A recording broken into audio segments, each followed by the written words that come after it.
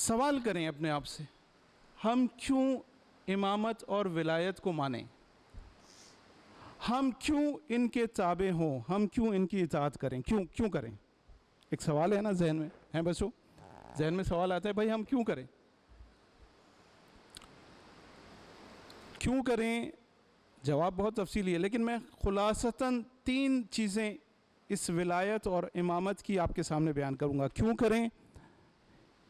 اس لیے کریں کہ ہم جن کو امام مانتے ہیں، جن کو اپنا ولی مانتے ہیں، وہ علم بے خطا کے مالک ہیں۔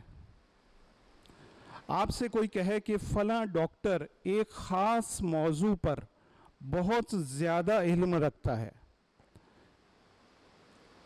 آپ اس مرض سے متعلق اس کے پاس جائیں گے، اس کی بات پر یقین رکھیں گے یا نہیں رکھیں گے؟ ظاہر ہے کہ جب یہ کہا جائے گا کہ وہ اس فیلڈ میں سب سے زیادہ علم رکھنے والا ہے، تو آپ کا دل یہ کہے گا، آپ کی عقل یہ کہے گی کہ جائیں گے اس کے پاس۔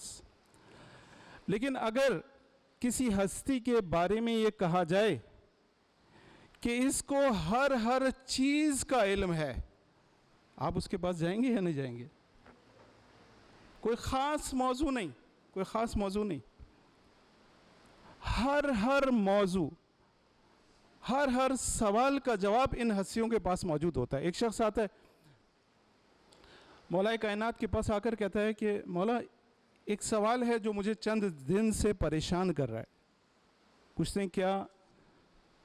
کہتے ہیں کہ میں یہ سوچ رہا تھا اور اس پر پریشان تھا کہ جو سوال آپ سے کیا جاتا ہے آپ اس کو بغیر فکر کیے ہوئے، بغیر سوچے ہوئے جواب دیتے تھے۔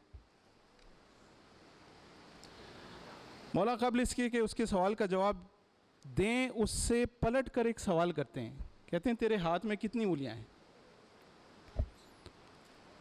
فوراً جواب آتا ہے بغیر سوچے سمجھے 5۔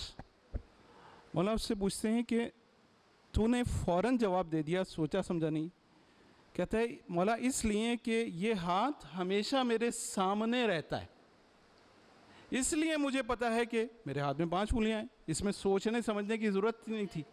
مولا نے کہا کہ جس طرح تیرا ہاتھ تیرے سامنے رہتا ہے اس طرح پوری کائنات ہمارے سامنے رہتی ہے، پوری کائنات ہمارے سامنے رہتی ہے، اس لیے ہمیں سوچنے کی ضرورت نہیں پڑتی۔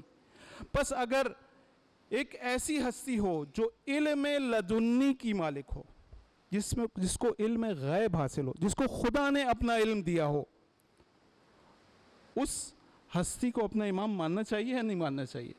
عقل یہ کہتی ہے ماننا چاہیے۔ اچھا، دوسری چیز کہ جس ہستی کا عمل بے خطا ہو، جو معصوم ہو، خدا کی طرف سے عصمت لے کر آیا ہو، شائبہ بھی نہ ہو کہ وہ کوئی برا عمل کر سکتا ہے، کیا اس کی پیروی ہونی چاہیے یا نہیں ہونی چاہیے؟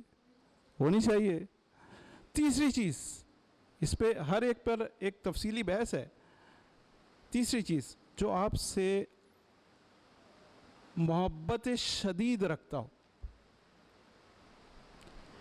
اتنی محبت رکھتا ہو کہ جتنی آپ بھی اپنے آپ سے نہیں رکھتے۔ یہ ہستیاں وہ ہیں جو آپ سے شدید محبت رکھتی ہیں۔